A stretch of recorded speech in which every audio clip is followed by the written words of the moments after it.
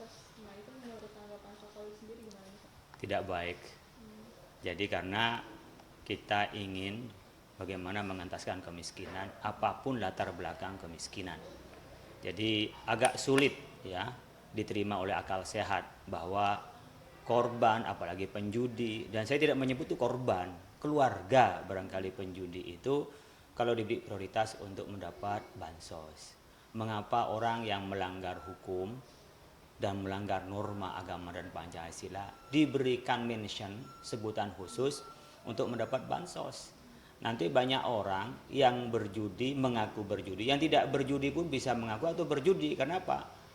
Keluarganya dikasih prioritas untuk mendapatkan bansos. Bahkan kalau nanti bansos ditransfer kepada kepala keluarga yang berjudi, kepala keluarga, dia malah mentilep tanda petik bansos itu dipakai judi lagi. Orang berjudi kan nggak tahu punya siapa. Nah itu menurut saya bertentangan lah dengan akal sehat kita. Harusnya ya orang yang tidak melanggar hukum, yang baik-baik tapi dia miskin atau miskin itu yang malah yang prioritas. Tapi saya pikir sudah benar kerangka awal bahwa pendataan data terpadu keluarga sejahtera itu untuk mendapat bantuan dari sosial tanpa memilih atau dari mana asalnya. Karena Undang-Undang Dasar kita menyebutkan orang miskin dan terlantar dipelihara oleh negara. Nah itu tidak dilihat latar belakangnya apa. Tinggal barangkali yang tidak punya skill diberi skill. Kalau orang yang tidak punya kemampuan bisa disupport kemauannya. Orang yang karena tadi judi tentu adalah harus diterapi. Jadi dua hal yang berbeda antara persoalan kemiskinan dan persoalan perjudian. Kemiskinan adalah diatasi dengan skill dan bagaimana diberikan pekerjaan, sementara judi adalah bagaimana bisa disadarkan. Tentu ada punishment secara hukum untuk mereka jera dan ditutup platform-platform itu. Karena biasanya ini penyelenggara judi lebih canggih IT-nya daripada cyber kita, para penegak hukum kita. Maka mungkin di Satgas ditingkatkan kekuatan dan kemampuan cyber itu untuk bisa melawan dan bisa juga membeli. Sekarang 2,1 juta platform atau web judi yang sudah diblokir itu tumbuhnya kan bisa 5 juta karena mereka punya kemampuan develop IT-nya itu. Oleh karena itu diperbanyak berkaitan dengan soal IT, artinya diselesaikan dari hulunya bukan persoalan hilirnya. Jadi saya pikir bertentanganlah dengan kerangka fikir kita kalau dimension disebut secara khusus keluarga dari penjudi itu. Nah bagaimana jika untuk keluarga atau penjudi ini merupakan warga miskin juga Pak? Makanya kita tidak perlu disebut karena penjudi. Siapapun yang miskin masuk dalam kategori kriteria miskin yang didaftar dalam namanya DTKS, Daftar Terpadu Keluarga Sejahtera di Kementerian Sosial. Siapapun jadi kasih saja. Bahkan ini perlu mengaktifkan RT RW. Keluarga penjudi itu jangan sampai yang dibantukan kepada keluarganya dipakai judi lagi karena dia lewat kepala keluarganya itu. Malah menurut saya diantisipasi masuk pada penjudi. Kenapa? Karena ia akan tidak sampai bantuan itu kepada keluarganya tapi dipakai oleh penjudi. Nah tapi kok untuk penjudi ini tidak termiskinkan Pak gara-gara judi online malah mendapatkan bansos gitu. Ya itu lebih parah lagi itu, akal terbalik gitu ya. Kita ini tidak setuju, tidak ada agama kalau kami di MUI, di agama kami saya yakin agama yang lain juga tidak ada yang perbolehkan judi. Moral Pancasila juga tidak perbolehkan judi, hukum kita juga melarang judi. Jadi kalau mendapat bantuan di Indonesia itu menurut saya tidak tepat ya dan tidak benar. Berarti saya terapkan saya lagi Bapak kalau ini nggak setuju nih dengan adanya penjudi. Saya tidak setuju bansos itu dimention untuk bantuan buat keluarga penjudi. Dan keluarga penjudi itu bukan korban. Karena orang berjudi itu karena kecanduan dan mungkin biasanya kesadaran. Bahkan itu derajatnya mungkin lebih tinggi daripada orang yang pinjaman online. Pinjaman online itu orang masih kena terpaksa.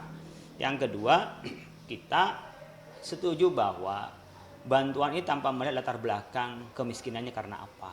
Siapapun yang masuk dalam kategori miskin, masuk dalam kriteria fakir dalam bahasa kita, ya tentu diberi bantuan oleh pemerintah, baik bantuan secara langsung sosial maupun diberikan skill atau diberikan motivasi untuk mereka besoknya menjadi berdaya dan tidak lagi menjadi miskin. Oke, terkait judi online nih Pak untuk orangnya yang mendapatkan bansos. Nah itu menurut tanggapan Jokowi sendiri gimana nih Pak? Tidak baik. Jadi karena kita ingin bagaimana mengentaskan kemiskinan, apapun latar belakang kemiskinan. Jadi agak sulit ya diterima oleh akal sehat bahwa korban, apalagi penjudi, dan saya tidak menyebut itu korban, keluarga barangkali penjudi itu kalau diberi prioritas untuk mendapat bansos. Mengapa orang yang melanggar hukum dan melanggar norma agama dan Pancasila diberikan mention, sebutan khusus untuk mendapat bansos? Nanti banyak orang yang berjudi, mengaku berjudi, yang tidak berjudi pun bisa mengaku atau berjudi. Kenapa? Keluarganya dikasih prioritas untuk mendapatkan bansos. Bahkan kalau nanti bansos ditransfer kepada kepala keluarga, yang berjudi kepala keluarga, dia malah mentilep, tanda petik, bansos itu dipakai judi lagi. Orang berjudi kan nggak tahu punya siapa. Nah itu menurut saya bertentangan lah dengan akal sehat kita. Harusnya ya orang yang tidak melanggar hukum, yang baik-baik tapi dia miskin atau miskin, itu yang malah yang prioritas. Tapi saya pikir sudah benar kerangka awal bahwa pendataan data terpadu keluarga sejahtera itu untuk mendapat bantuan dari sosial tanpa memilih atau dari mana asalnya. Karena Undang-Undang Dasar kita menyebutkan orang miskin dan terlantar dipelihara oleh negara. Nah itu tidak dilihat latar belakangnya apa. Tinggal barangkali yang tidak punya skill diberi skill. Kalau orang yang tidak punya kemampuan bisa disupport kemampuannya. Orang yang karena tadi judi tentu adalah harus diterapi. Jadi dua hal yang berbeda antara persoalan kemiskinan dan persoalan perjudian. Kemiskinan adalah diatasi dengan skill dan bagaimana diberikan pekerjaan, sementara judi adalah bagaimana bisa disadarkan. Dan itu ada punishment secara hukum untuk mereka jera dan ditutup platform-platform itu. Karena biasanya ini penyelenggara judi lebih canggih IT-nya daripada cyber kita, para penegak hukum kita, maka mungkin di Satgas ditingkatkan kekuatan dan kemampuan cyber itu untuk bisa melawan dan bisa juga membeli. Sekarang 2,1 juta platform atau web judi yang sudah diblokir itu tumbuhnya kan bisa 5 juta karena mereka punya kemampuan develop IT-nya itu. Oleh karena itu diperbanyak berkaitan dengan soal IT, artinya diselesaikan dari hulunya bukan persoalan hilirnya. Jadi saya pikir bertentanganlah dengan kerangka fikir kita kalau dimension disebut secara khusus keluarga dari penjudi itu. Nah, bagaimana jika untuk keluarga atau penjudi ini merupakan warga miskin juga, Pak? Makanya kita tidak perlu disebut karena penjudi. Siapapun yang miskin masuk dalam kategori kriteria miskin yang didaftar dalam namanya DTKS, Daftar Terpadu Keluarga Sejahtera di Kementerian Sosial. Siapapun jadi kasih saja. Bahkan ini perlu mengaktifkan RT RW. Keluarga penjudi itu jangan sampai yang dibantukan kepada keluarganya dipakai judi lagi karena dia lewat kepala keluarganya itu. Malah menurut saya diantisipasi masuk pada penjudi. Kenapa? Karena ia akan tidak sampai bantuan itu kepada keluarganya tapi dipakai oleh penjudi. Nah, tapi kok untuk penjudi ini tidak termiskinkan Pak gara-gara judi online malah mendapatkan bansos? Ya itu lebih parah lagi itu, akal terbalik gitu ya. Kita ini tidak setuju, tidak ada agama kalau kami di MUI, di agama kami, saya yakin agama yang lain juga tidak ada yang memperbolehkan judi. Moral Pancasila juga tidak memperbolehkan judi, hukum kita juga melarang judi. Jadi kalau mendapat bantuan di Indonesia itu menurut saya tidak tepat ya dan tidak benar. Berarti saya terapkan saya lagi Bapak kalau itu nggak setuju nih dengan adanya penjudi. Saya tidak setuju bansos itu dimention untuk bantuan buat keluarga penjudi. Dan keluarga penjudi itu bukan korban. Karena orang berjudi itu karena kecanduan dan mungkin biasanya kesadaran.